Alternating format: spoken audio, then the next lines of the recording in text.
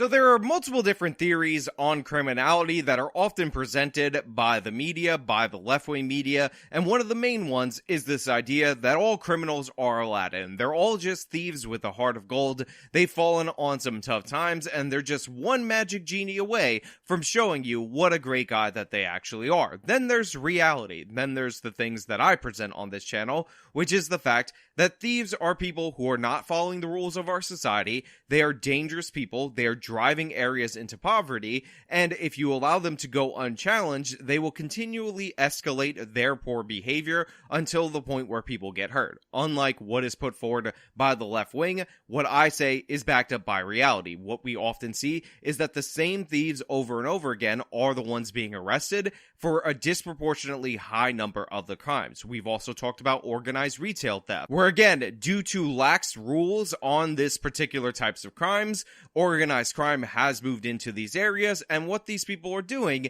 is making a ton of money selling these products on a secondary market, while at the same time driving the stores out of business, driving areas into poverty, and making our societies overall much, much worse. Well, a new trend in Sacramento, a new style of robbery, should really go to show you their absolute disregard for human life and for other people, because now, one of the things that these people are doing in order to steal more expensive items is setting fires in one part of the store in order to distract store employees, so that way they can get away with theft of more expensive items that there might be more security associated with, normally that they would not be able to get out the store without such distractions. And that's what we're going to talk about today. But before we get into that, thank you so much to everybody who signed up over on actualjusticewarrior.com/join. You get early access to videos via the secret video page. It's great. I appreciate you. Give me the money.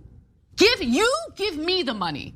Okay? And thank you to everybody who's listening on Apple, Spotify, and Google's podcasting platform. Let's go. But first, fiery fake out. The new Lowe's retail thieves are stooping to as they set their eyes on the merch and set fire to the stores they target. So the local news opens up with some surveillance video of a fire being set. I believe this fire is actually in a Target. Now, I know a lot of you not in favor of the Targets because of the prides and whatnot, but let's set that aside for a moment and point out that whatever you think about the children's section in Target, setting a fire to that children's section is not a good thing to do when you're trying to steal TVs or whatever from the electronics section, and that is one of the new trends that we're seeing in the city of Sacramento. Live outside of Midtown Target, closed for weeks because of a fire. Are shoppers at risk when they reopen, Madison?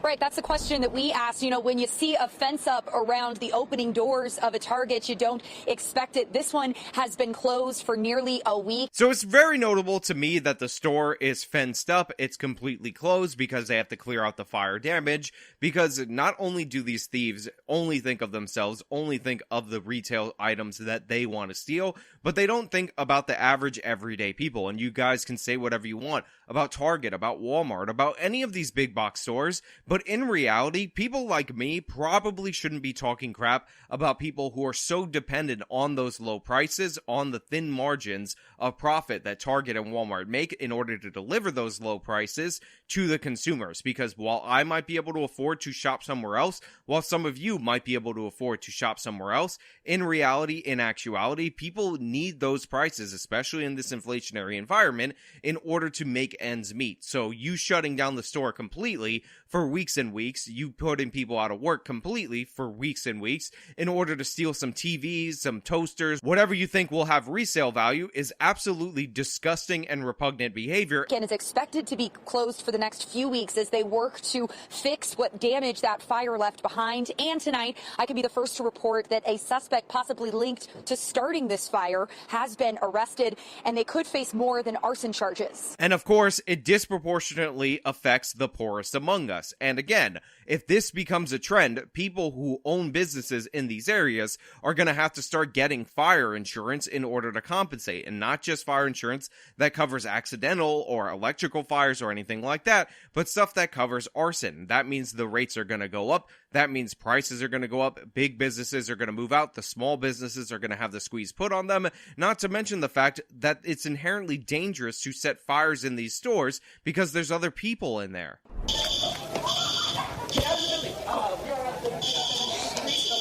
It seems incredibly organized and frightening. Cell phone video from inside a Target on J Street in Sacramento is similar to surveillance footage taken in a Citrus Heights Target weeks before. I'm shook. So again, people are surprised that this is so organized. They're surprised that this is so brazen. They're surprised at the utter disregard for human life and for human safety. As you saw, there was a woman walking with a baby in a stroller nearby where one of these fires were set. But the thing is, you shouldn't be surprised. You shouldn't be shocked. This is the natural escalation to what happens when you allow lawlessness to run rampant. California has gone soft on shoplifting. They're not prosecuting them to the fullest extent of the law. They've raised the amounts that you can be charged with a felony for. So people are obviously thinking of all of these different ways that they can steal. When theft goes up to a certain point, stores end up having to take some kind of security measures. But because there's no criminal consequences, because these repeat offenders keep getting off time and time again,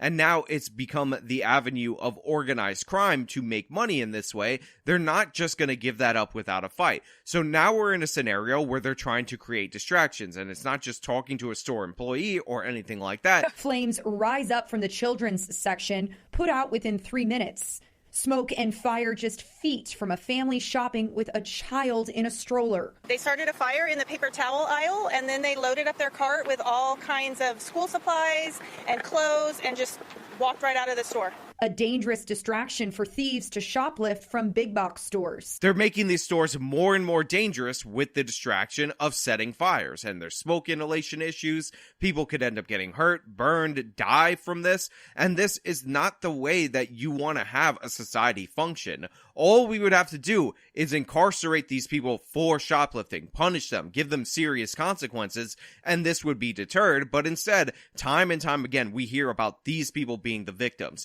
It's not the woman who's carrying her baby in the stroller nearby who has to deal with smoke inhalation that we should be concerned about. It's that woman that's setting a fire on video just so they could steal whatever the hell they damn well please. This is organized crime where people come in, they have a premeditated plan, they know exactly what they're going to do.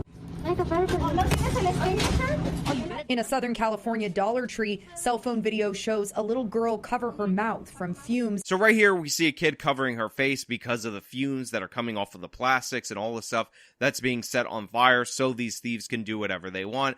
Again, think about the people who shop at Dollar Tree. These are not wealthy people. These are not people who have a lot of excess capital to expend. So when this store goes out of commission, they're going to be hurt by it. And also the danger of this. People bring their families to these stores. What if they set this fire in the wrong place and somebody gets trapped in the store? Is it worth killing somebody in order to not acknowledge the reality that shoplifting is a problem in the United States of America? Are we still going to say that they were just trying to feed their families by setting the store on fire when kids are burning up, when they're dying of smoke inhalation? Is that really what we're going to do? We're just going to continually ignore this? It's insanity. As flames start to burn up one of the shelves last month, the bad guys may avoid a felony by stealing less than $950, but what about setting a fire? Look at this store. Look at the state of this Dollar Tree. Look at how bad they were at containing this blaze. This thing torched up. There are other buildings in this complex. If you're running a business nearby, maybe you say Dollar Tree, heartless corporation. Hate them for no reason. I don't like them. Well, guess what? There are other stores in this complex. There are small businesses, all of that. They could get caught up in the blaze. Any number of people can be hurt by this. I don't know about this for sure, but I know certain dollar stores actually have propane tanks in one part of the store. This blaze got out of control. Obviously, it is on fire at night. This thing started during the daytime. They completely lost the ability to contain it. So how many people are going to get hurt so you can get your TV? How many people are going to get hurt so you could get your school supplies, your laundry detergent, so you could resell that on the secondary market? How many times does this have to happen before we say this is a problem, this is a danger? How many escalations do we have to see? How many people do we have to see get shot when they try to confront these shoplifters before we acknowledge these are dangerous, bad people? They're not innocent angels. They're not Aladdins. They're not expressing their kindness and love out of desperation. They're violating the rules of our society. These are people that would rather destroy than create. And we see their destruction, when left unchecked, reaches orders of magnitude people could have never imagined. Selfishness in that form, that you would be so hateful towards not just yourself to destruct someone else's property, but to other people in that area who are worried about maybe what if their kid got hurt from that. Look, this is crazy. This is madness. This is something that we should all be concerned about, and this is something we should fight back against. The idea that we let the left control the narrative in this regard, that these people are innocent angels, and we just look away from the rampant criminality as it progresses, as it escalates, I'm not about that. I'm going to fight back against it. I'm going to highlight these stories until we get some change. Remember, retail theft used to be a huge problem in the United States of America. Then we started prosecuting retail criminals, and guess what? It went down. Stores started working together. They started coordinating, sharing information on thieves, and guess what? It went down, and we prospered because of this. You cannot have people invest in an area if their investments are just going to get stolen at the drop of a hat. And again, I've said this a million times on this channel, crime is driving the poverty, not the other way around, because when these stores vanish, when we get crappier replacements, when prices go up, when people lose their jobs, when all of the stores in a certain area are burned out from these criminals, that's going to drive down property values. People are going to have to pay more expensive prices. New businesses are going to have to pay higher insurance premiums. All of these things compile on one another to create economic devastation. We need to push back against it. We need to stop pretending it's a non-problem and address it head on. But hey, those are just my thoughts. Let me know your thoughts down in the comments below. If you like this video, show them by leaving a like, subscribe for more content, follow me on all my social media, support me via the support links in the description of this video. This has been me talking about how crazy things are getting in California. Till next time.